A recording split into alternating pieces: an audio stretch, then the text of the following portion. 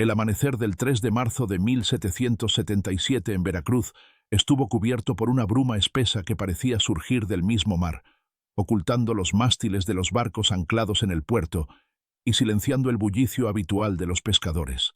La humedad se filtraba en las calles empedradas, impregnando las fachadas coloniales con un olor salobre que no se borraba ni con incienso. En aquel silencio húmedo y denso comenzaron a circular murmullos. Una boda inminente, organizada por un hombre del que nadie parecía saber mucho. La noticia se propagó como pólvora entre los comerciantes, criollos y familias de renombre, sorprendidos por la premura de la ceremonia y por el derroche que ya se intuía en los preparativos. Las campanas de la parroquia de la Asunción repicaron a las 7, como si anunciaran no solo el inicio de un día cualquiera, sino el preludio de algo que marcaría a toda la ciudad. Los vecinos que abrían sus ventanas miraban hacia la plaza central, donde mozos cargaban grandes cajas cubiertas de telas, perfumes y barriles de vino que emanaban un dulzor embriagador. Los comentarios iban y venían, que el novio venía de España, que había hecho fortuna en ultramar, que buscaba establecerse en Veracruz. Ninguna voz se atrevía a cuestionar abiertamente su origen, pero en cada esquina, tras abanicos y sombreros, había un tono de duda que nunca se aclaró. Aquel hombre, cuya identidad aún no había sido vista más que por los futuros suegros, se decía noble y portador de títulos. Las calles olían a flores traídas de lejos, y los balcones se engalanaban con cintas, como si un evento real estuviera a punto de celebrarse. Nadie podía sospechar que bajo ese esplendor se urdía una trampa perfecta. Lo que resultaba más curioso era la rapidez. Apenas unas semanas habían pasado desde que se anunció el compromiso, y ya la ciudad entera se preparaba para presenciar la boda más lujosa que hubiera visto Veracruz en décadas. Los registros parroquiales de la época, conservados hoy con manchas de humedad y tinta corrida, anotan: se solicita dispensa por brevedad en matrimonio de don A. L. y doña M. G., de la familia G., vecinos de Veracruz. Razón alegada: negocios urgentes del contrayente que lo obligan a partir pronto. Esa escueta nota, fechada 2 días antes de la ceremonia, sería años después una de las pocas pruebas oficiales que se mantendrían intactas. No hay detalles sobre el linaje del prometido, salvo su inicial, ni referencia a su supuesto título nobiliario. Solo el sello del párroco y su firma temblorosa dan fe de que esa petición existió. En el mercado, mientras tanto, el tema era uno solo: la boda. Los pescadores comentaban el número de barriles que se descargaban en la posada principal, y las modistas trabajaban a toda prisa en vestidos y mantillas. Nunca vi tanto oro en un simple cinturón, recordaría años después una anciana modista en un testimonio recogido en 1823. Nos pagaban por adelantado y con monedas nuevas, brillantes, que olían a viaje. Nosotras no preguntábamos nada, solo cosíamos. Estas palabras, halladas en un cuaderno olvidado en una casa de Veracruz, ofrecen un destello de la magnitud del gasto y la velocidad de los preparativos. Las calles se llenaron de rumores que se entrelazaban con el sonido de carruajes llegando desde pueblos vecinos. Los habitantes sentían curiosidad y orgullo. Se decía que Veracruz nunca había albergado un evento así. En el puerto, los marineros observaban el ir y venir de los invitados con ojos desconfiados. No era normal tanto movimiento para un simple comerciante, escribió un capitán en su bitácora, hallada más de un siglo después. Algo se tramaba. La noche anterior vi al mismo hombre supervisando los cargamentos, hablando en voz baja con marineros extranjeros. Esa anotación breve, casi un garabato, se convertiría en una pieza clave en la reconstrucción del caso. La familia de la novia, los García, eran conocidos comerciantes de cacao y azúcar. Su hacienda se extendía más allá de las murallas, en una colina con vistas al puerto. María, la hija menor, había sido descrita en cartas de la época como una belleza de tez clara y mirada serena. El prometido, según se decía, había quedado prendado de ella tras un encuentro casual en una feria. Nadie cuestionó que su riqueza, su aparente educación y su porte elegante le abrieran las puertas de una de las familias más respetadas. Sin embargo, la rapidez del compromiso levantó cejas discretas que nunca se alzaron demasiado alto, quizá por temor a perder los beneficios que esta unión prometía. El ambiente de la ciudad era una mezcla de expectación y recelo. Se podían escuchar carcajadas y brindis en las tabernas donde los trabajadores del banquete descansaban. Había olores mezclados, especias traídas de Cartagena, perfumes de Sevilla, cera derretida de las velas preparadas para iluminar el salón de baile. El cronista local de la época, Manuel Vázquez, escribió en una de sus crónicas que Veracruz nunca lució tan rica ni tan extranjera. Esa sensación de extranjería, de algo traído de fuera y no del todo comprendido, sería una sombra que acompañaría el recuerdo de la boda para siempre. Con el sol elevándose entre nubes bajas, los últimos detalles se ajustaban. Carruajes preparados, músicos contratados, guardias contratados por el misterioso novio para custodiar los regalos. Lo que nadie sabía es que cada paso de esa opulencia respondía a un cálculo meticuloso. El hombre había logrado lo imposible. En cuestión de semanas, se había ganado la confianza de toda una familia y, más aún, el interés de una ciudad. Ese amanecer, entre el sonido lejano de las olas y el repicar de campanas, se selló el comienzo de una historia que, más de 2 siglos después, sigue dejando un vacío en los registros históricos. El prometido apareció en Veracruz como una figura que parecía deslizarse entre las sombras de los callejones y los salones. Se presentaba como Alejandro de L., un nombre que sonaba noble y extranjero, pero no figuraba en ninguna lista de pasajeros registrada en el puerto. Los archivos parroquiales y municipales, consultados décadas después, no muestran rastro alguno de su llegada, salvo una anotación confusa. Varón, europeo, acento castellano. Declara haber venido desde La Habana. Ese registro, escrito con una caligrafía apresurada en el libro de entradas al puerto, sería el único documento oficial que certificara su presencia en la ciudad. Su historia personal se basaba solo en palabras. Aseguraba haber nacido en Cádiz, huido de una epidemia en la península y haber hecho fortuna con negocios en ultramar. Sin embargo, ninguna prueba acompañaba esas afirmaciones, y aún así su confianza y sus gestos impecables le bastaron para ganarse la simpatía de todos. Los testigos que lo vieron por primera vez lo describieron como un hombre de mediana estatura, tez clara y cabello oscuro cuidadosamente peinado. Su manera de vestir destacaba por una elegancia casi exagerada.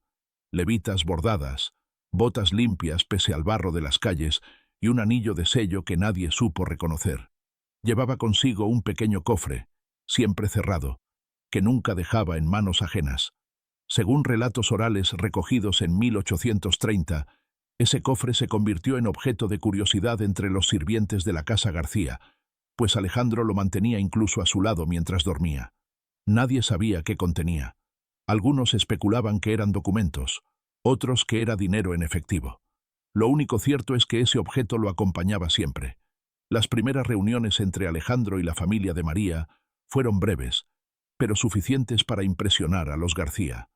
En cartas posteriores, rescatadas de los archivos familiares, se menciona cómo Alejandro obsequió a su futura suegra con encajes franceses y a su suegro con una daga ornamentada que decía haber pertenecido a un oficial español.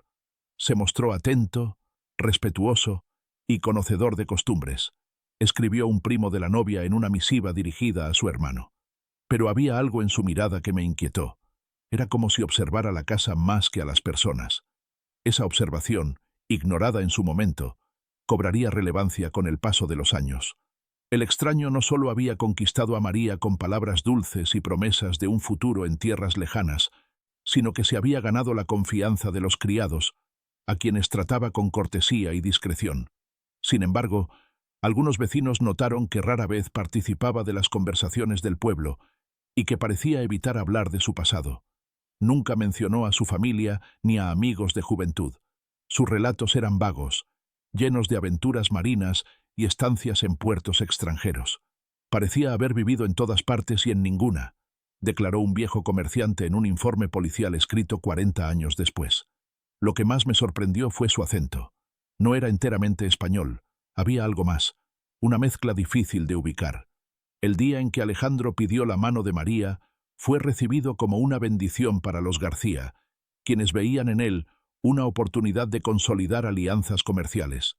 La joven, descrita como reservada y obediente, no expresó reparo alguno. Sus diarios, hallados en 1801, revelan más fascinación que amor. Su voz es firme, como si no conociera el miedo, escribió en una de las páginas. Dice que me llevará a conocer otras tierras. Habla de un palacio junto al mar. Cuando lo miro, siento que me observa como quien estudia un mapa. Estas palabras, cargadas de ingenuidad y extrañeza, contrastan con la tragedia que se avecinaba. Los comerciantes locales comenzaron a hablar de Alejandro con cierto recelo. Aunque su generosidad era evidente, pagaba siempre en efectivo y sus monedas eran nuevas y extranjeras, nadie había visto el barco en el que supuestamente llegó. Algunos afirmaban que desembarcó en secreto en una goleta pequeña. Otros aseguraban que llegó en carruaje desde el interior del país. La falta de certeza sobre su procedencia se convirtió en tema de sobremesa en las tabernas, pero ninguno de esos rumores fue suficiente para levantar sospechas oficiales. Las autoridades locales, complacidas por sus donaciones a la iglesia y su trato respetuoso, cerraron los ojos ante cualquier duda.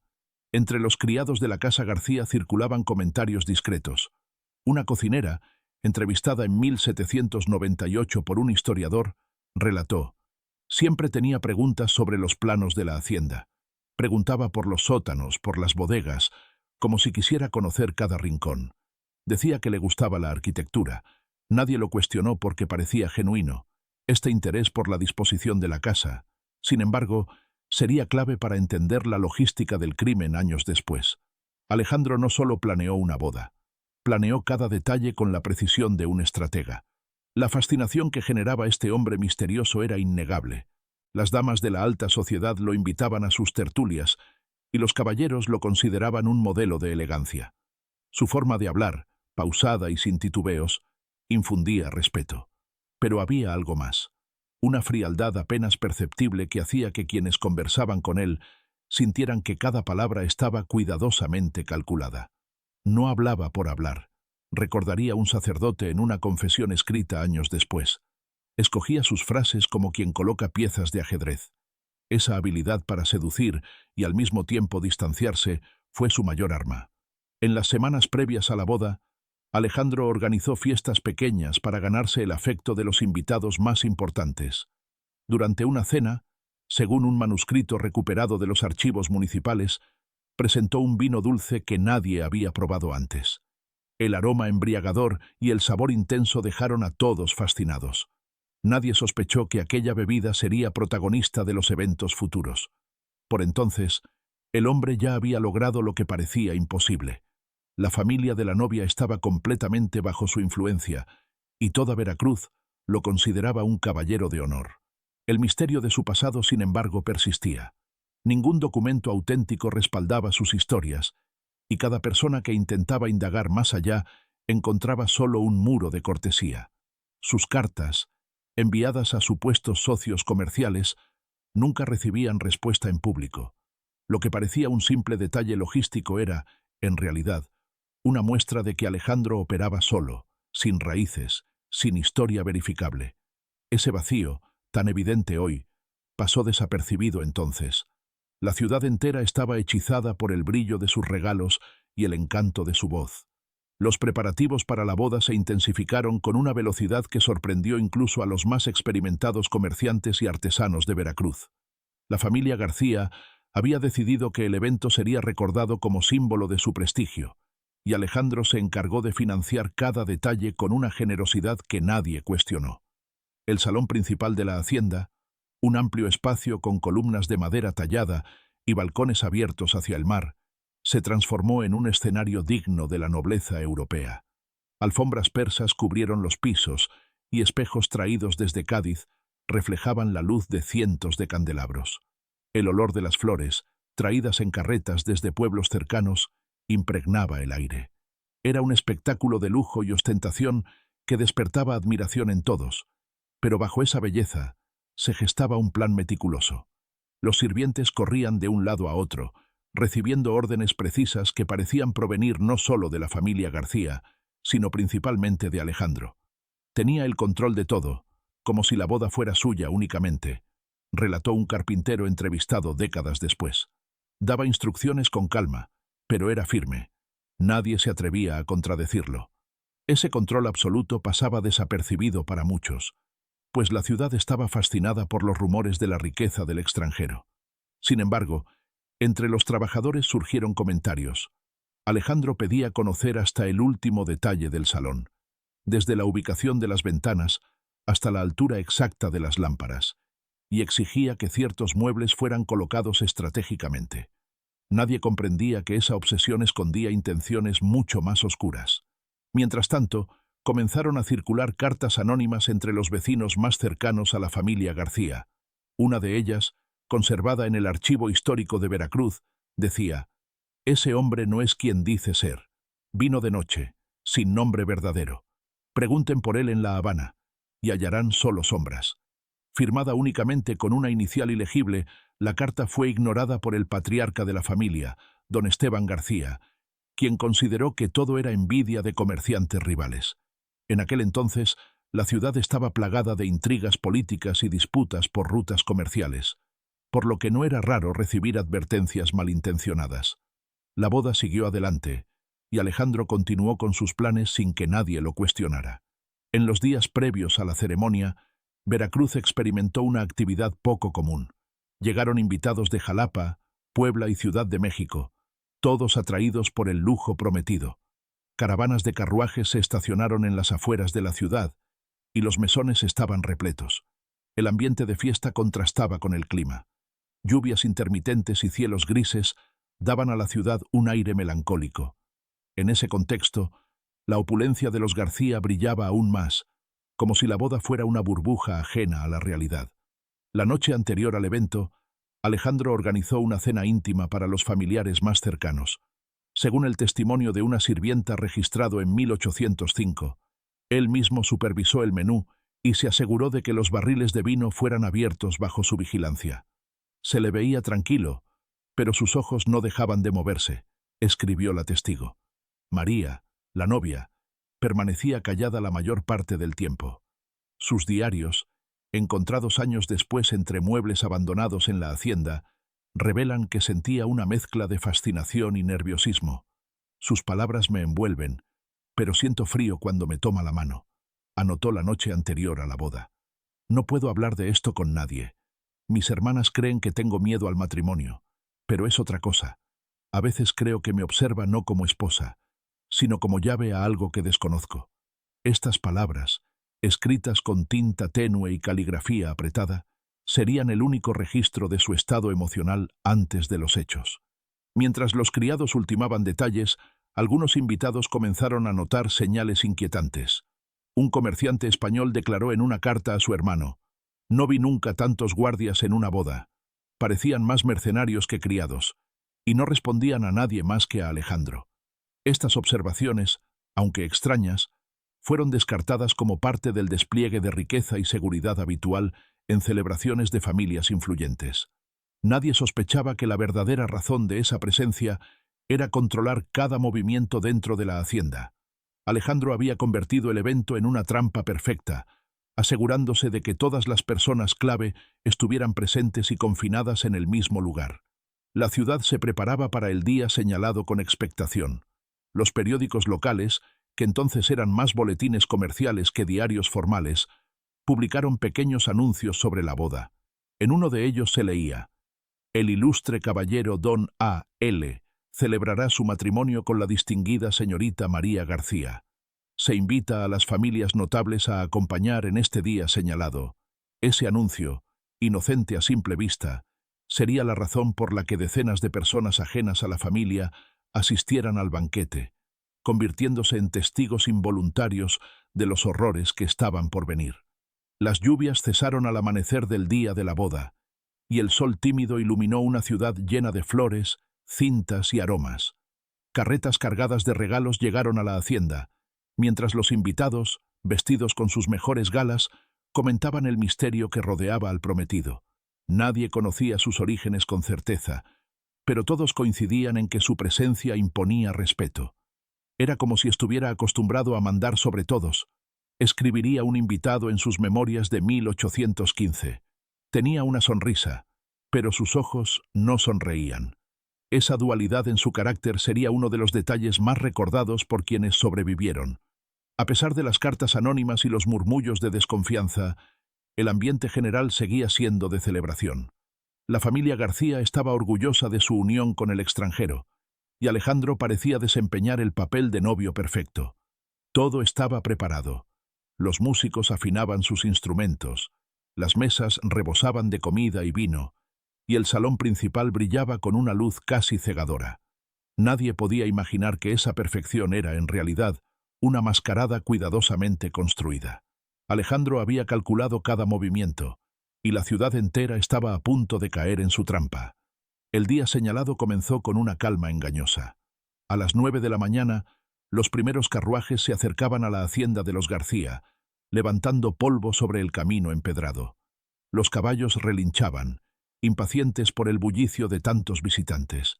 Desde los balcones de las casas vecinas, curiosos observaban el desfile de damas con vestidos bordados y caballeros engalanados con levitas, todos dispuestos a presenciar la que prometía ser la boda más fastuosa que Veracruz había visto. En el puerto, los marineros comentaban sobre la música que ya se escuchaba a lo lejos. El aire estaba impregnado de aromas dulces, canela, vino y flores frescas. Era un escenario perfecto, aunque había algo en el ambiente, un peso extraño que nadie supo identificar en ese momento. El salón principal de la hacienda parecía salido de un palacio europeo. Las lámparas de cristal reflejaban la luz del sol, que entraba a raudales por las ventanas abiertas, iluminando las mesas cubiertas de manteles de lino. Barriles de vino y licor, abiertos esa misma mañana, exhalaban un aroma que embriagaba el aire incluso antes de servirse. Alejandro supervisaba cada detalle, vestido con un traje oscuro adornado con una banda dorada que resaltaba su porte altivo. Saludaba a cada invitado con una sonrisa perfecta, mientras su mirada recorría el salón como si memorizara cada movimiento.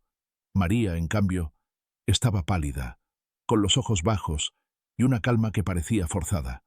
Sus hermanas la rodeaban, riendo y comentando sobre los regalos que llegaban en manos de criados exhaustos. El sacerdote designado para la ceremonia llegó poco después del mediodía. Llevaba consigo los documentos necesarios y una Biblia con las páginas desgastadas por el uso. Nunca vi una boda con tanto despliegue, anotó en un diario personal hallado años después en el convento donde residía.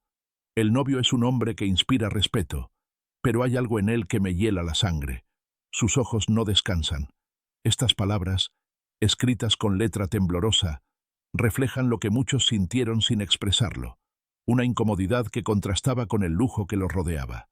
Los músicos afinaban violines y guitarras, y el sonido se mezclaba con risas y conversaciones. A media tarde, la hacienda estaba llena. Más de 50 invitados, todos de familias influyentes, ocupaban el salón.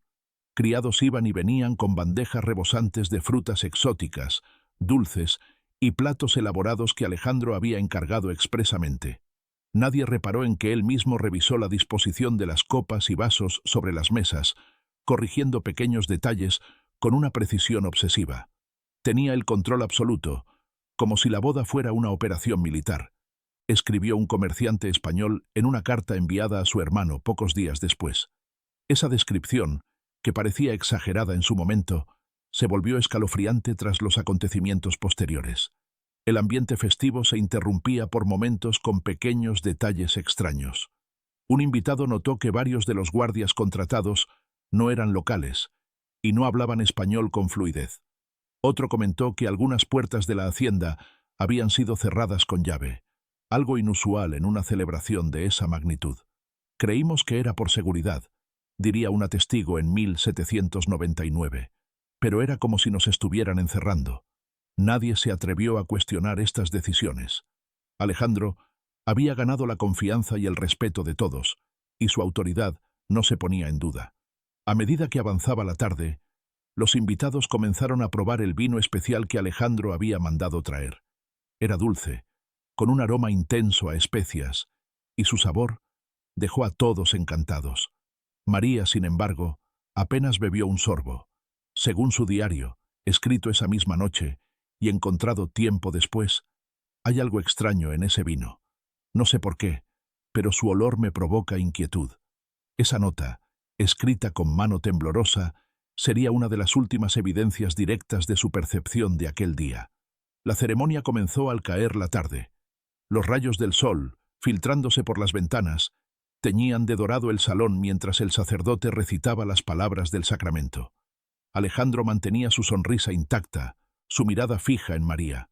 Parecía una estatua, relató un invitado años más tarde. No pestañeaba. Su voz al pronunciar los votos era tan clara que parecía ensayada. La novia, en cambio, estaba visiblemente nerviosa. Su respiración agitada contrastaba con el silencio reverente del salón. Los aplausos estallaron cuando el sacerdote los declaró marido y mujer, y la música llenó el aire con una alegría que parecía forzada. Tras la ceremonia, los invitados se dirigieron al banquete. Mesas interminables de comida esperaban. Carnes asadas, pescados frescos, dulces de almendra, panes recién horneados. Los criados servían vino sin cesar, llenando copas apenas vaciadas. Alejandro, siempre atento, se aseguraba de que todos tuvieran sus vasos rebosantes. Su comportamiento era impecable, aunque algunos notaron que apenas probaba bocado. Se mantenía de pie, observando a todos. Diría un testimonio posterior recogido en 1807. No era un novio celebrando, era un centinela vigilando su propio terreno. La noche avanzaba entre risas y música. Los invitados bailaban mientras el viento marino entraba por las ventanas abiertas, moviendo las cortinas y apagando alguna que otra vela. El ambiente era perfecto. Lujo, comida abundante, música y la presencia de las familias más influyentes de la región. Sin embargo, una sensación de encierro comenzaba a hacerse evidente. Las puertas cerradas, los guardias extranjeros, el comportamiento distante de Alejandro, todo ello parecía formar parte de una coreografía oculta que solo él conocía. Nadie podía sospechar que en cuestión de horas, aquella noche de celebración se transformaría en un episodio de horror que resonaría en Veracruz durante generaciones. El momento en que el vino comenzó a circular con mayor frecuencia marcó el inicio de la tragedia. Los invitados, animados por la música y el ambiente festivo, bebían sin reparo, llenando sus copas una y otra vez. Alejandro se movía entre las mesas con una calma inquietante, inclinándose para ofrecer brindis personales y asegurándose de que cada vaso estuviera siempre lleno. Su presencia era tan dominante que nadie reparó en su propia abstinencia. Apenas humedecía sus labios con el vino. Tenía una sonrisa perpetua, pero su mirada era como la de un cazador, escribió un sobreviviente en una carta que más tarde fue entregada a las autoridades. Esa observación pasó inadvertida en su momento. El salón entero estaba demasiado inmerso en la celebración. Las primeras señales de que algo no iba bien llegaron de manera discreta. Un joven comerciante se retiró abruptamente de la mesa, mareado y sudoroso. Sus amigos lo atribuyeron al exceso de bebida. Poco después, una dama tropezó y cayó al suelo sin razón aparente. Su esposo, avergonzado, la llevó fuera del salón, creyendo que había bebido demasiado rápido.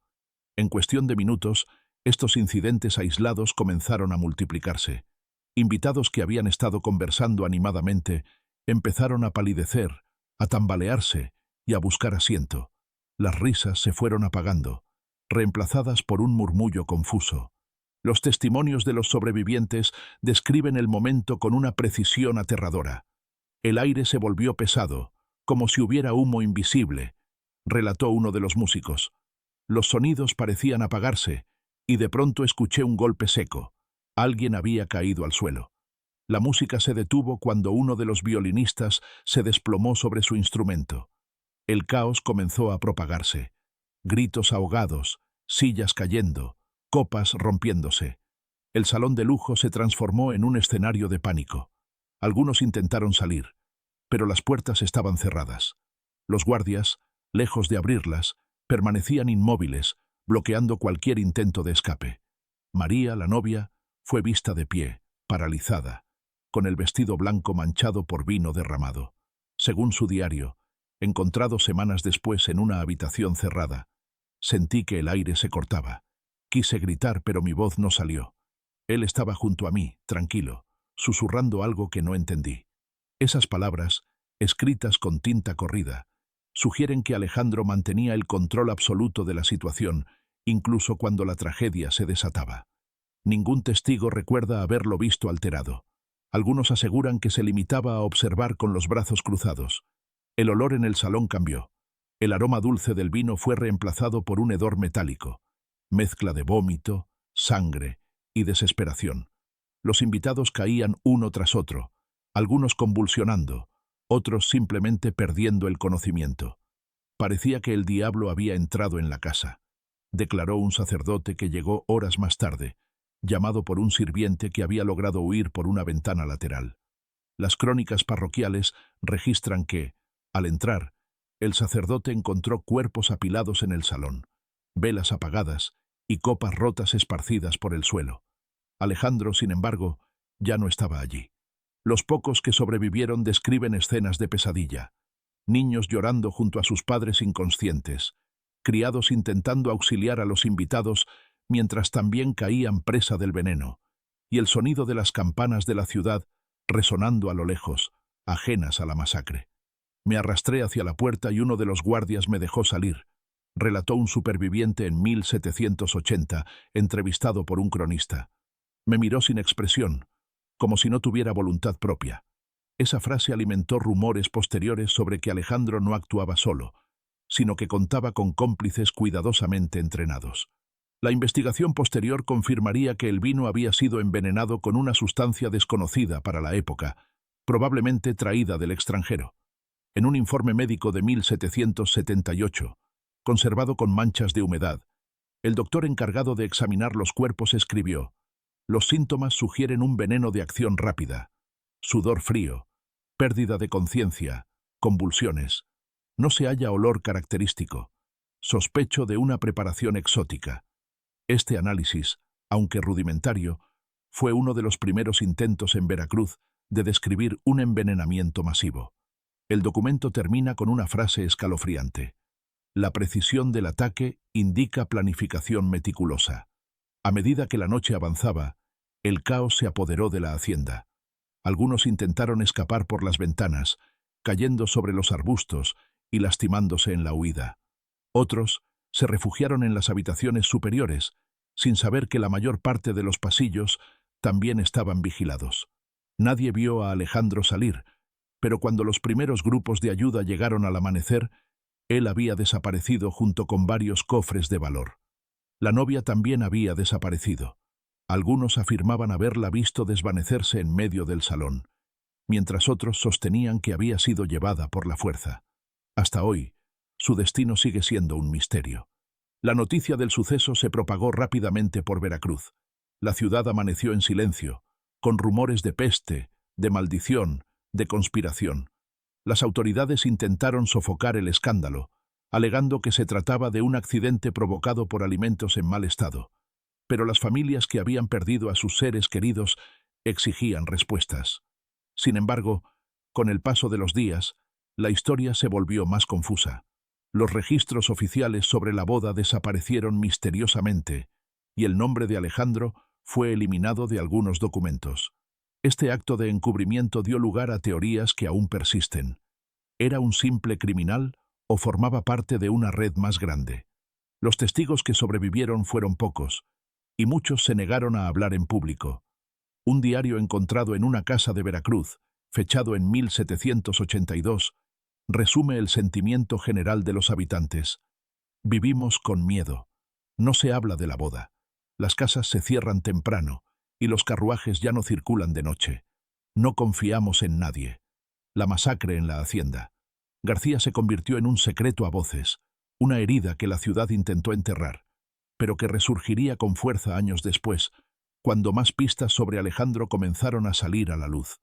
Las primeras horas tras la tragedia estuvieron marcadas por un caos absoluto. La hacienda García, antes símbolo de riqueza y prestigio, se convirtió en un escenario de horror. El amanecer reveló un cuadro desolador. Cuerpos inertes esparcidos por el salón, copas rotas en el suelo pegajoso por el vino derramado, y un silencio sepulcral interrumpido solo por el crujir de las maderas al paso de los rescatistas. Los vecinos más cercanos, alertados por los gritos y carreras nocturnas, llegaron antes que las autoridades, encontrándose con una escena que ninguno pudo borrar de su memoria. Los sobrevivientes, aturdidos, se refugiaban en rincones oscuros, incapaces de hablar. Alejandro no estaba entre ellos. Las crónicas municipales de la época son fragmentarias y contradictorias. En un acta fechada el 5 de marzo de 1777, el alcalde local describió la escena como resultado de intoxicación masiva por alimentos contaminados, posiblemente pescado en mal estado. Esa declaración, hoy considerada un intento burdo de encubrimiento, fue suficiente para frenar investigaciones iniciales. Sin embargo, documentos privados hallados en 1804 revelan que varios funcionarios sospechaban de un crimen planificado. Una carta dirigida al virrey de la Nueva España decía: «El caso de la boda en Veracruz no es accidente. Las pruebas apuntan a un envenenamiento intencional. El autor, un forastero, ha desaparecido con cuantiosas riquezas. Esta misiva, nunca respondida oficialmente, es uno de los primeros indicios de que la historia fue deliberadamente silenciada». La desaparición de Alejandro fue tan completa que pareció como si se hubiera desvanecido en el aire. Los guardias contratados para el evento también desaparecieron, dejando tras de sí solo armas abandonadas y uniformes sin distintivos. Ningún testigo pudo identificar con certeza a los hombres que custodiaban las puertas esa noche. No hablaban, no reaccionaban.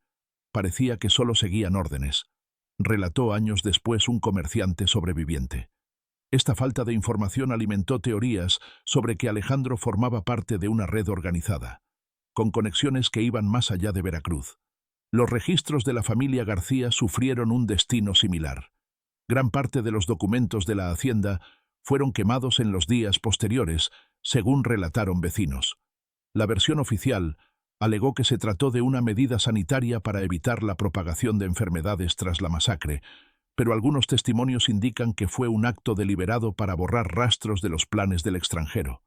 Los inventarios de joyas, títulos de propiedad y contratos comerciales desaparecieron misteriosamente, y las autoridades nunca recuperaron las sumas millonarias en plata y oro que Alejandro supuestamente trasladó esa noche. El rastro del hombre comenzó a desvanecerse con rapidez.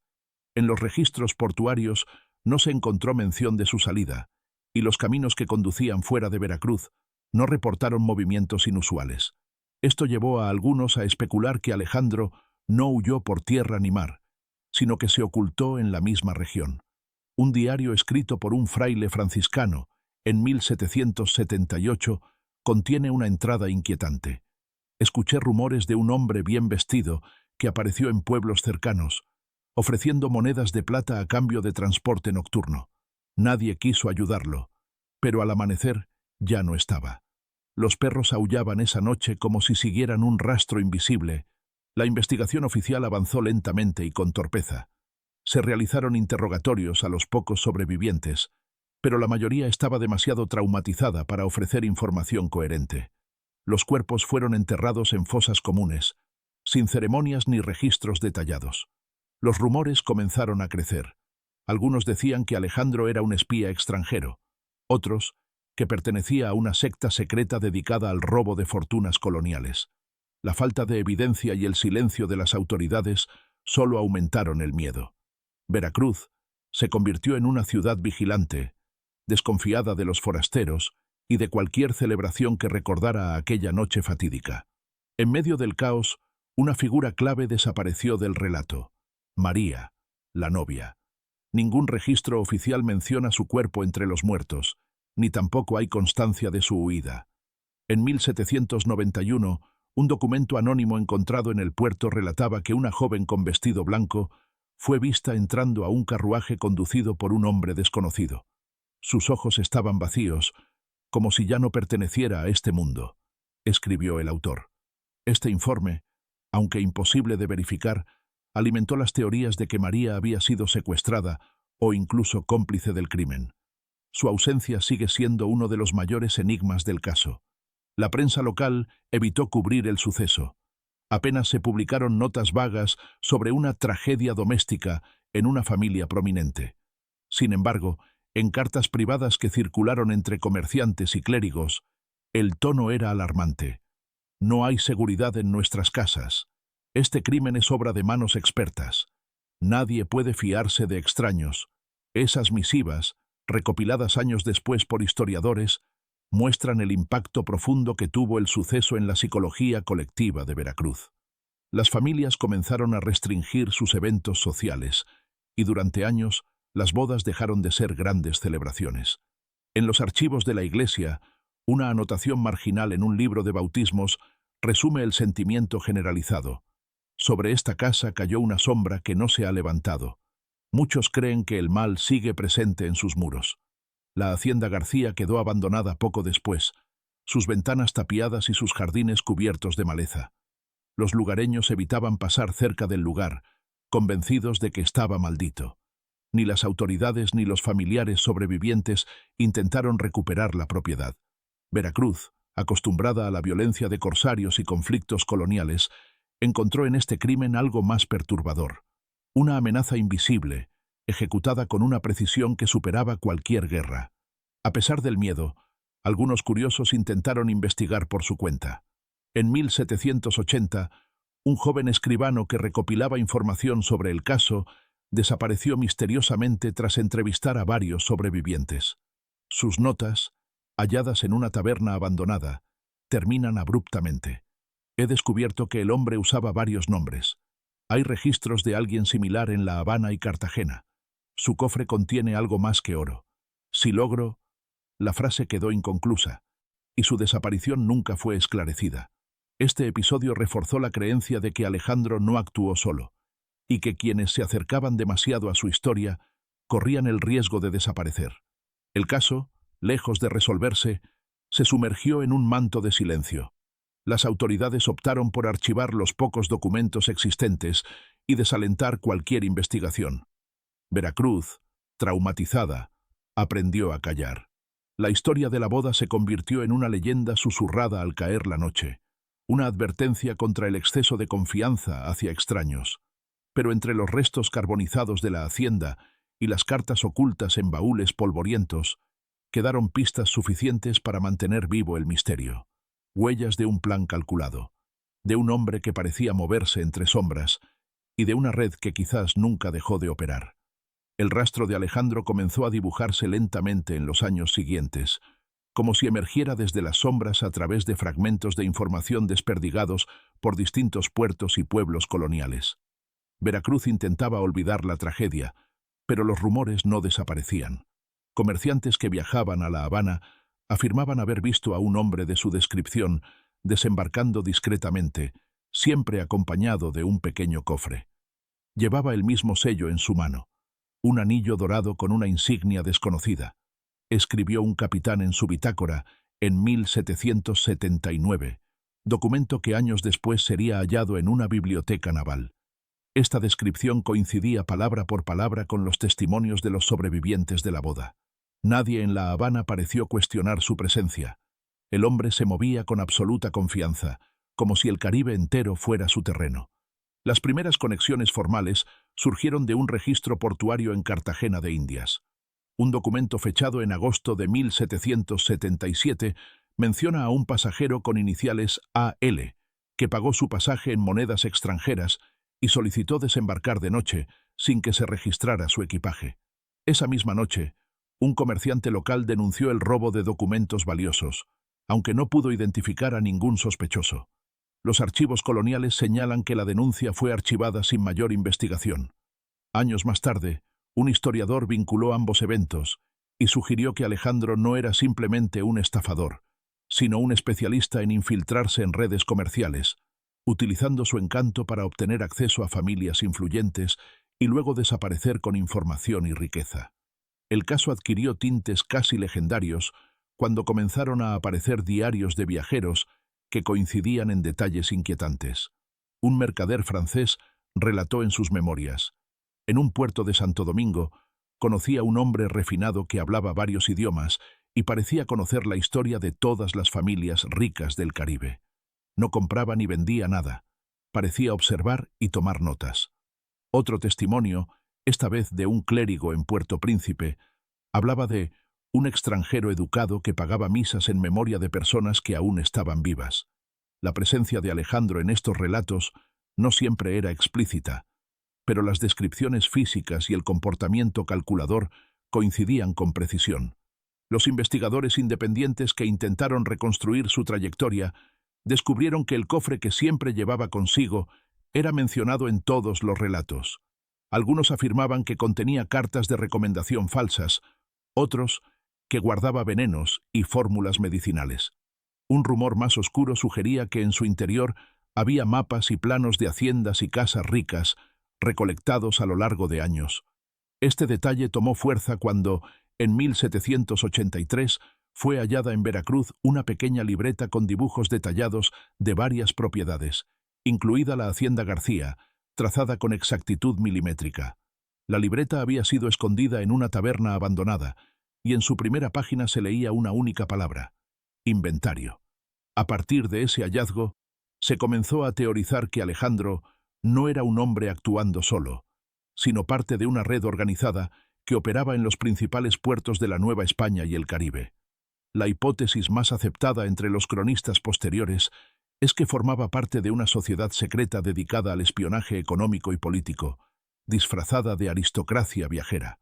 El hecho de que nadie lo denunciara abiertamente, a pesar de la magnitud de sus crímenes, alimentó la idea de que contaba con protección de altos mandos. Era demasiado hábil para ser un ladrón común, escribió un oficial español retirado en 1800. Si realmente actuaba solo, sería el mayor genio criminal de nuestra época. La búsqueda del hombre se convirtió en una obsesión para algunos sobrevivientes. Un comerciante español que perdió a su esposa en la tragedia comenzó a viajar por los puertos del Caribe con una sola misión: encontrar a Alejandro. Sus cartas, publicadas póstumamente en 1821, narran con desesperación su infructuosa persecución. He seguido su sombra por La Habana, Kingston y Panamá. Siempre llego tarde. Siempre hay rumores de un hombre con modales perfectos que se marcha la noche anterior. A veces siento que él sabe que lo busco, que me está guiando. Estas cartas, más que pruebas concretas, se convirtieron en un testimonio del terror psicológico que Alejandro dejó tras de sí. El rastro documental también reveló otro patrón. Cada lugar donde aparecía coincidía con desapariciones inexplicables o robos sofisticados. En 1778, un banquero en La Habana denunció el robo de escrituras de propiedades coloniales. En 1780, una familia adinerada en Puerto Rico desapareció sin dejar rastro. Ninguno de estos casos fue resuelto. En cada uno de ellos, testigos aseguraron haber visto a un hombre que coincidía con la descripción de Alejandro. Era un fantasma elegante, escribió un marinero en sus memorias. Aparecía en fiestas, cenaba con los ricos, y al día siguiente alguien desaparecía. Mientras tanto, Veracruz intentaba reconstruirse tras la tragedia. La Hacienda García permanecía vacía, y su reputación como casa maldita crecía. Los viajeros que pasaban cerca afirmaban escuchar voces y llantos por la noche, aunque es probable que fueran historias alimentadas por el miedo. Los sobrevivientes se dispersaron. Algunos abandonaron el puerto para siempre, otros vivieron en silencio, sin atreverse a mencionar lo sucedido. Los pocos que hablaron lo hicieron en cartas privadas, muchas de las cuales fueron encontradas décadas después. Una de ellas, firmada por un músico de la boda, resume el sentimiento colectivo. No temo a Alejandro, temo a quienes lo protegieron. Su poder no era de un hombre solo. Con el paso del tiempo, Alejandro dejó de ser solo un nombre y se convirtió en una figura mítica. Los niños crecieron escuchando advertencias sobre el hombre del cofre, y los viajeros evitaban hablar demasiado de él. Sin embargo, para los cronistas y curiosos, cada documento hallado reforzaba la idea de que el crimen de la boda no fue un acto aislado, sino parte de un plan más amplio. Un plan que, al parecer, seguía en movimiento. En 1795, un informe secreto de las autoridades españolas menciona a un individuo europeo buscado en relación con crímenes en múltiples colonias. El nombre no se menciona, pero la descripción física es inconfundible. Cabello oscuro, estatura media, anillo de sello y una calma perturbadora. Para entonces, Alejandro ya era una sombra inalcanzable, una figura que parecía siempre estar un paso adelante. El silencio que rodeó oficialmente el caso contrastaba con la intensidad de los rumores que circulaban en Veracruz y en las colonias vecinas.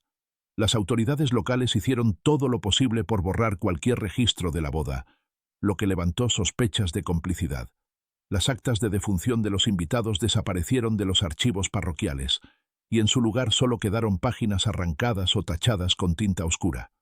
Un escribano de la época, cuyo cuaderno fue encontrado en 1812, escribió con indignación: «Se nos ordena destruir documentos y callar los nombres de los muertos. Dicen que es para evitar el pánico, pero todos sabemos que esto es censura». Este gesto de represión convirtió el suceso en un mito clandestino, reforzando el temor y el aura de misterio que rodeaba a Alejandro. El nuevo corregidor, designado poco después de la masacre, se encargó de imponer orden, prohibió reuniones sociales masivas y estableció patrullas nocturnas, medidas que fueron justificadas como prevención de disturbios. Sin embargo, un informe interno encontrado en el Archivo General de Indias revela otro motivo. La desaparición del extranjero Alejandro L. se presume ligada a intereses políticos y financieros que superan el ámbito local. Hay sospecha de que los bienes sustraídos incluyen escrituras de plantaciones y rutas comerciales estratégicas. Este documento, clasificado como confidencial, nunca llegó a conocimiento público en su tiempo, pero confirma que los hechos de Veracruz alcanzaron niveles de conspiración que trascendían una simple estafa. La Hacienda García, escenario del crimen, se convirtió rápidamente en un símbolo del miedo colectivo. A pesar de su valor, nadie se atrevió a comprarla ni habitarla. Los vecinos contaban historias de luces que se encendían solas en las ventanas y de voces que se escuchaban al caer la noche. Algunos aseguraban ver una figura masculina merodeando por los jardines abandonados. Era su sombra. Siempre regresaba por algo que dejó atrás, relató un pescador en 1790, según consta en una carta enviada a su hermano. Este tipo de relatos fortaleció la percepción de que Alejandro seguía operando desde la clandestinidad y que el crimen nunca había llegado a su verdadero desenlace. En los círculos políticos, el silencio era absoluto. Las familias influyentes que habían perdido miembros en la boda guardaban un mutismo que parecía forzado, como si temieran represalias. Cronistas posteriores encontraron evidencias de reuniones secretas entre comerciantes y autoridades coloniales, donde se discutía el alcance del robo. Alejandro no solo había huido con joyas y dinero, sino con documentos que otorgaban control sobre rutas marítimas y propiedades de gran valor. Esta teoría explicaría la razón del encubrimiento. Reconocer el crimen significaba admitir que un solo hombre había logrado infiltrarse en el corazón económico de la colonia. Para la corona española, aceptar esa humillación era impensable. Los rumores sobre una red criminal organizada tomaron fuerza en estos años. Documentos rescatados de puertos caribeños sugieren que Alejandro operaba bajo múltiples identidades. En un registro portuario de San Juan de Puerto Rico, fechado en 1779, se menciona a un comerciante llamado Alonso Leclerc, con descripción idéntica a la de Alejandro. En otra entrada, esta vez en Cartagena de Indias, se registró la llegada de un señor Lázaro, que viajó acompañado de baúles pesados y solicitó una escolta privada para trasladarse tierra adentro. Los cronistas que recopilaron estos datos concluyeron que Alejandro no era un fugitivo improvisado, sino un hombre con acceso a recursos y contactos extensos. Mientras tanto, la población de Veracruz vivía con paranoia. Las fiestas y banquetes desaparecieron. Incluso las bodas se celebraban en ceremonias discretas. Las familias adineradas contrataron guardias privados y se reforzó el registro de forasteros que llegaban al puerto. Sin embargo, esta vigilancia no impidió que las desapariciones continuaran.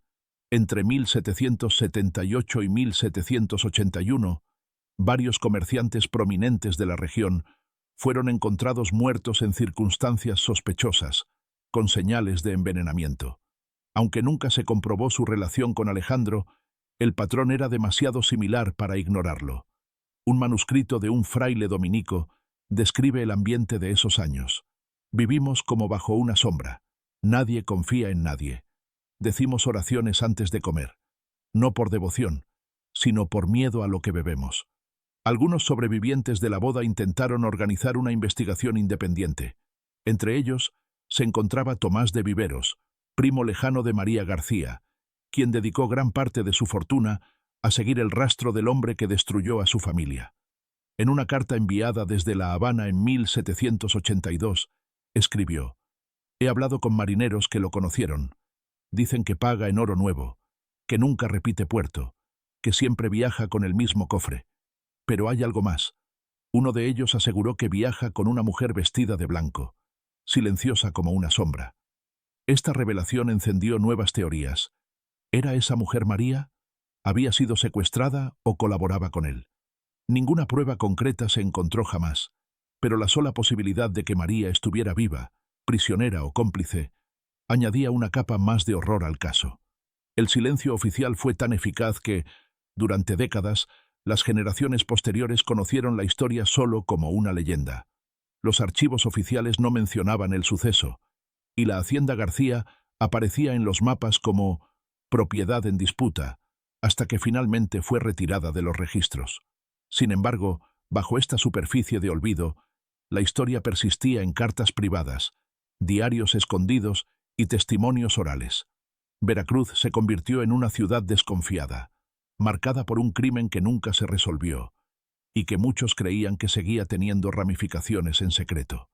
La sensación de que Alejandro no solo había escapado, sino que había dejado una red activa detrás de él, se volvió parte del imaginario colectivo.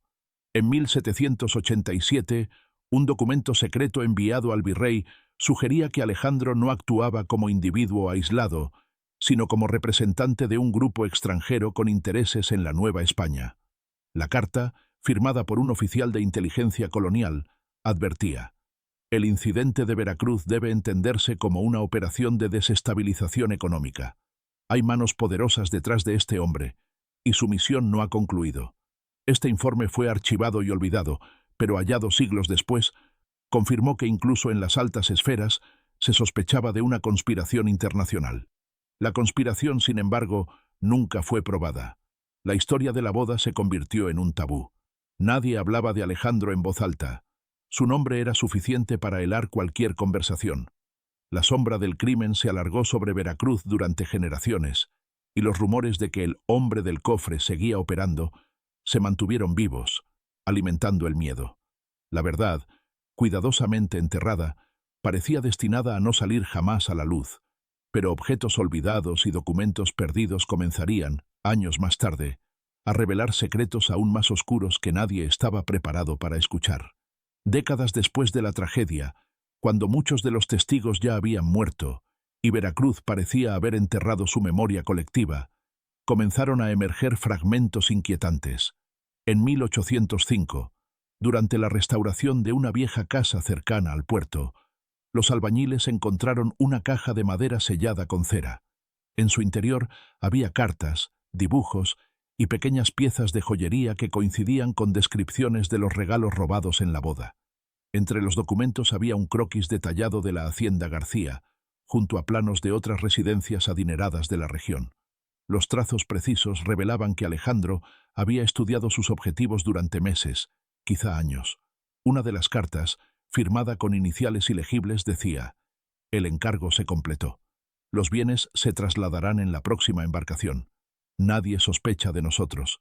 Ese nosotros confirmaba que Alejandro no era un lobo solitario. El hallazgo desató una ola de miedo renovado. Las autoridades locales intentaron minimizarlo, argumentando que se trataba de papeles viejos de algún comerciante fallecido, pero la población sabía que las joyas pertenecían a familias específicas. «Reconocí el anillo de mi madre, robado aquella noche», declaró una descendiente de los García en una carta fechada en 1806. La carta, conservada en el Archivo Histórico Nacional, muestra que el dolor seguía vivo décadas después. Veracruz, aunque más desarrollada y próspera, seguía marcada por la sombra de aquel crimen que nunca se resolvió. Ese mismo año, en un convento de Puebla, una monja encargada de archivar documentos antiguos encontró un cuaderno que parecía haber pertenecido a un sacerdote que asistió a la boda. Sus páginas estaban manchadas por la humedad y el tiempo, pero el contenido era perturbador.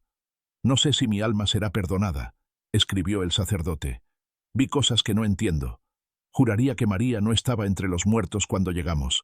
La vi de pie, cerca de él. Ella no lloraba. Su rostro estaba vacío. Este testimonio reforzó la teoría de que la joven había sobrevivido y quizá había huido junto a Alejandro. La posibilidad de que no fuera víctima, sino cómplice, se convirtió en un tema de discusión secreta entre historiadores y descendientes. A medida que más documentos salían a la luz, la figura de Alejandro adquiría dimensiones casi míticas. Un marinero anciano, entrevistado en 1810, aseguró haberlo visto en Kingston, Jamaica, vestido como un noble francés, acompañado de una mujer vestida de blanco. Su rostro no había cambiado, como si el tiempo no lo tocara, relató el hombre.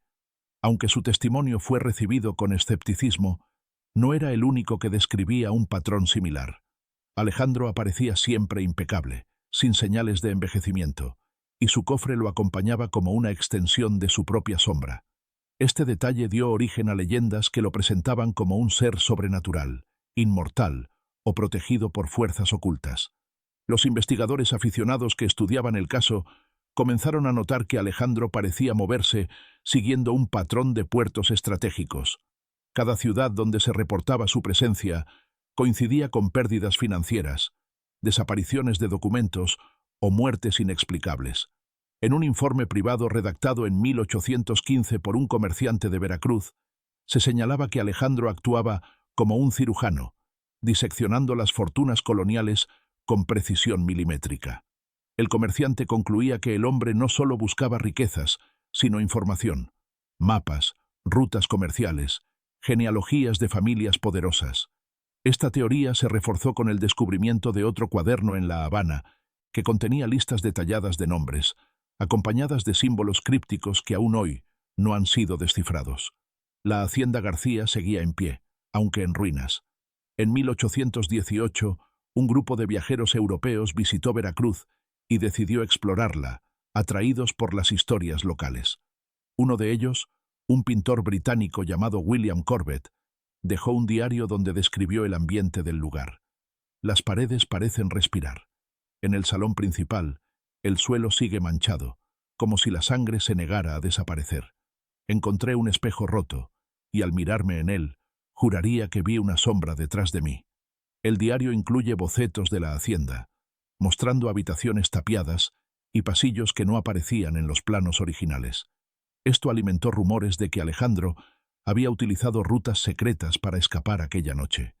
En 1820, una carta enviada desde Cartagena reveló un dato perturbador. Un comerciante afirmó haber comprado documentos coloniales de gran valor a un hombre que coincidía con la descripción de Alejandro. Los papeles incluían escrituras de haciendas mexicanas y contratos de exportación de cacao. Pagó en monedas que parecían recién acuñadas, escribió el comerciante. Dijo que pertenecía a una orden que buscaba preservar el equilibrio de las colonias. Su voz era suave, pero sus ojos me hicieron temblar. Este testimonio sugirió que Alejandro no solo actuaba por ambición personal, sino que formaba parte de una organización con objetivos más amplios, tal vez políticos. Los rumores de su inmortalidad crecieron en las décadas siguientes. Historias orales recogidas en pueblos costeros hablaban del hombre del cofre, un visitante elegante que nunca envejecía y siempre traía desgracia. Algunos lo veían como un demonio disfrazado, otros como un agente secreto de potencias extranjeras. Lo cierto es que su nombre seguía prohibido en Veracruz. Las familias que habían sufrido pérdidas no querían que la tragedia se convirtiera en entretenimiento para curiosos. Sin embargo, entre las élites, el caso se convirtió en un recordatorio de que incluso las fortunas más poderosas podían ser vulneradas con astucia y paciencia.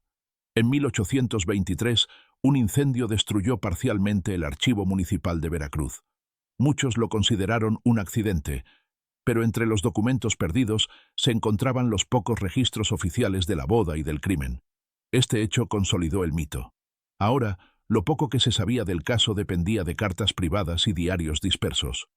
Paradójicamente, la destrucción de los archivos solo incrementó el interés en la historia, atrayendo a investigadores y aventureros que buscaban resolver el misterio. Cada hallazgo, sin embargo, solo profundizaba el enigma, revelando que el plan de Alejandro había sido mucho más sofisticado de lo que cualquiera imaginó. Los ecos del horror seguían presentes en Veracruz. El puerto creció, se modernizó, pero el recuerdo de la boda permanecía como una herida abierta. Las generaciones posteriores hablaban del suceso en susurros, como si mencionar su nombre pudiera invocar su sombra. Y aunque Alejandro parecía haberse desvanecido, sus huellas seguían apareciendo en rincones inesperados. cartas olvidadas, objetos robados, testimonios dispersos que confirmaban que su historia no había terminado. Para muchos, el verdadero horror no era lo que había hecho aquella noche, sino lo que podría seguir haciendo, oculto tras nombres falsos y rostros que nadie reconocería hasta que fuera demasiado tarde. El paso del tiempo no trajo paz ni respuestas definitivas. A inicios de la década de 1830, cuando el puerto de Veracruz se había convertido en un punto neurálgico del comercio internacional, la leyenda de Alejandro seguía circulando en susurros. Los ancianos relataban la historia de la boda como advertencia, y los viajeros extranjeros la escuchaban fascinados, sin saber que algunos detalles se basaban en documentos reales. En 1832, un periódico de Ciudad de México publicó una breve nota sobre un misterioso caballero europeo visto en la costa de Campeche. La descripción coincidía casi palabra por palabra con la de Alejandro. Estatura mediana, cabello oscuro, elegancia impecable y un anillo con un sello enigmático. La noticia pasó inadvertida para la mayoría, pero para quienes conocían la historia fue una señal inquietante. El hombre seguía vivo, y su red quizá nunca había dejado de operar. Ese mismo año, una serie de robos sofisticados en haciendas cercanas al puerto avivó el temor colectivo. Los crímenes parecían obra de alguien que conocía cada detalle de las propiedades, igual que había sucedido en la boda de los García. Un hacendado escribió en su diario: «No fue un robo común. No tocaron objetos sin valor. Se llevaron documentos, cartas, mapas. Era como si supieran exactamente qué buscar. Las similitudes con el caso de 1777 eran tan evidentes que incluso las autoridades, a pesar de décadas de silencio, comenzaron a investigar discretamente. Sin embargo, la investigación fue interrumpida repentinamente tras la misteriosa muerte de uno de los oficiales a cargo. Oficialmente, fue una enfermedad repentina. Extraoficialmente, todos sabían que había sido silenciado. A mediados del siglo XIX, Veracruz se transformó en una ciudad más moderna, pero la hacienda García permanecía en ruinas, envuelta en historias de apariciones. Viajero tras viajero relataba experiencias extrañas, luces que se movían en las habitaciones vacías, ruidos de copas y música apagada, como si la noche de la boda se repitiera eternamente.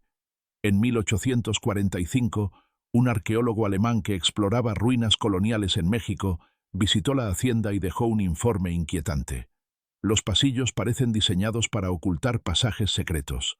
En una de las paredes encontré símbolos grabados que no son coloniales, sino más antiguos, posiblemente europeos. Sus bocetos, publicados en una revista científica, mostraban símbolos que recordaban a logias y sociedades secretas, alimentando teorías de que Alejandro formaba parte de una orden internacional que utilizaba las colonias como terreno de operaciones. Las historias de apariciones se entrelazaban con nuevos hallazgos. En 1850, durante una remodelación del puerto, se descubrió una bóveda subterránea sellada con ladrillos. Dentro había documentos en varios idiomas, monedas de distintas procedencias y mapas detallados de rutas marítimas del Caribe y el Golfo de México. Aunque no había ninguna mención directa de Alejandro, varios objetos coincidían con las descripciones de su cofre legendario. El hallazgo fue reportado brevemente en la prensa local, pero el gobierno confiscó todo y prohibió futuras excavaciones. Este acto de censura reforzó el mito de que las autoridades sabían más de lo que admitían. Para entonces, Alejandro ya no era solo una figura histórica, sino un símbolo de miedo. Los padres contaban a sus hijos historias del hombre del cofre para que no confiaran en extraños. Sin embargo, relatos provenientes de otros países sugerían que no se trataba de una simple leyenda. En archivos de Cuba y Panamá aparecieron registros de un caballero viajero con distintos nombres, todos con la misma descripción física. Lo más perturbador es que los documentos, fechados décadas después de la boda, describían a un hombre que parecía no envejecer. Este detalle, repetido en diferentes fuentes, hizo que investigadores y cronistas comenzaran a preguntarse si Alejandro era un hombre común o si había logrado alguna forma de invisibilidad social, adoptando identidades con tanta perfección que el tiempo no lo afectaba. En 1861, durante la Guerra de Reforma en México, Veracruz vivió una oleada de violencia y saqueos. Entre el caos, se perdieron muchos archivos coloniales, y el caso de la boda quedó oficialmente enterrado. Sin embargo, algunos militares afirmaron haber encontrado en una casa abandonada un retrato al óleo de un hombre que coincidía con las descripciones de Alejandro. Lo más inquietante era la fecha en el cuadro, 1859. Si era auténtico, significaba que el hombre seguía vivo más de 80 años después del crimen. Nadie reclamó el retrato, y poco después desapareció misteriosamente del cuartel donde estaba resguardado. Este episodio dio pie a nuevas leyendas, que presentaban a Alejandro como un ser inmortal, una sombra que siempre estaba cerca de los centros de poder. El siglo XX no trajo claridad. En 1924, durante una investigación arqueológica en Veracruz, un grupo de historiadores encontró en una bodega subterránea varias cajas con documentos coloniales ocultos. Entre ellos, había cartas cifradas, algunas firmadas por iniciales AL, que contenían referencias a operaciones comerciales y misiones en distintos puertos. Una frase resaltaba entre todas: el trabajo en Veracruz fue exitoso, la familia cayó, el inventario está completo. Estas palabras, escritas con una caligrafía elegante, parecían confirmar que la boda no fue un simple acto criminal, sino una operación cuidadosamente planificada. Las cartas fueron estudiadas, pero muchas se perdieron misteriosamente en un incendio que destruyó el archivo histórico pocos años después. Hoy, más de 2 siglos después de aquella noche, la historia sigue viva. Turistas visitan las ruinas de la Hacienda García, donde guías locales narran la tragedia con mezcla de respeto y temor. Algunos afirman haber visto sombras en los pasillos, otros escuchan música lejana cuando el viento sopla desde el mar. La figura de Alejandro ha pasado de ser un criminal buscado a convertirse en una leyenda que trasciende generaciones. Historiadores y novelistas intentan reconstruir su historia, pero cada descubrimiento solo plantea más preguntas. ¿Quién lo protegía? ¿Por qué escogió Veracruz?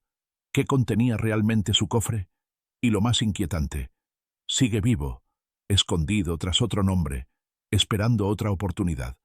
Las cartas, los diarios y los objetos hallados a lo largo de los años sugieren que su historia no terminó aquella noche de 1777. Los símbolos grabados en la hacienda, las rutas detalladas en sus cuadernos y los testimonios dispersos apuntan a una red que podría haberse extendido por todo el continente. La boda de los García fue solo un eslabón de una cadena que aún hoy nadie comprende del todo. Y aunque los cronistas han intentado cerrar el caso, siempre queda la sensación de que Alejandro está en alguna parte, observando. Porque lo más aterrador no es lo que ocurrió, sino lo que podría ocurrir de nuevo. La sombra del hombre del cofre sigue viva, tan intacta como la noche en que la ciudad de Veracruz quedó marcada para siempre.